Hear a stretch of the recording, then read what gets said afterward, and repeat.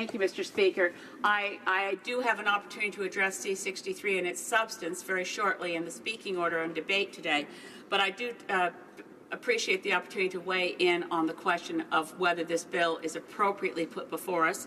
And it is the first real test of Standing Order 69.1 on omnibus bills.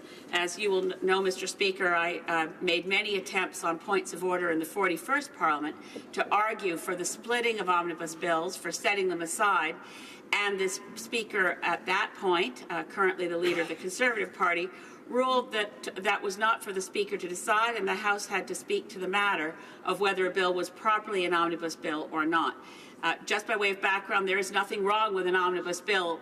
In tradition, all the speakers in this place have always said if a bill has a central purpose, a primary purpose, but in order to achieve that purpose, amends or changes other bills, repeals other bills, that's acceptable.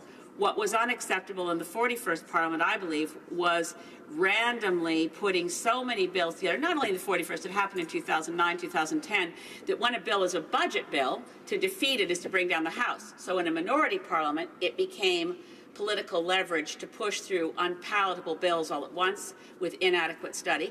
In a majority Parliament, it became a way for the government of the day to move through things expeditiously, shall we say. And it put us in mind of the statement from Speaker Lucien Lamoureux years ago, who said, I suppose you could come to a day where the business of the House is one omnibus bill and it goes through all at once. Or I'm paraphrasing our former Speaker Lucien Lamoureux.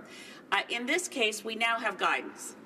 I do agree with previous speakers that it's lamentable that the standing order changes were brought in by majority rule as opposed to by consensus. But I think Standing Order 69.1 is helpful. I think it gives us guidance, and it gives the Speaker the discretion to separate out those sections that are not properly within the bill. I will be speaking to this in C-63 in my second reading debate to say this kind of omnibus budget bill bears no relationship to the kind of egregious abusive process that we saw in Bill C-38 and C-45 in 2012. Those were bills that achieved things that had nothing to do with the budget, were not mentioned in the budget, and were egregious in their impact. So this is of an order that's quite different. I don't find Bill C-63 as an omnibus budget bill objectionable, but it is quite right, as the Honourable NDP House Leader has pointed out, that where there are provisions that were not mentioned at all in the budget, then if we are to uphold Standing Order 69.1, the Speaker does have the discretion to move those parts out and to allow separate debate and study of those portions only.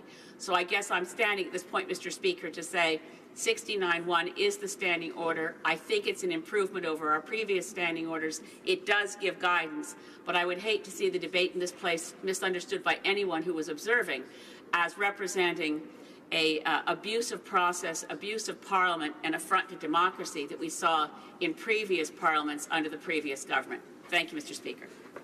I thank the honourable member for Saanich Gulf Islands for adding her arguments to those already presented by the honourable member for New Westminster Burnaby, Calgary Shepherd, and of course the member for Carleton, who made his arguments earlier. I thank colleagues for their presentations, and I'll come back to the House on this issue. Orders of the day.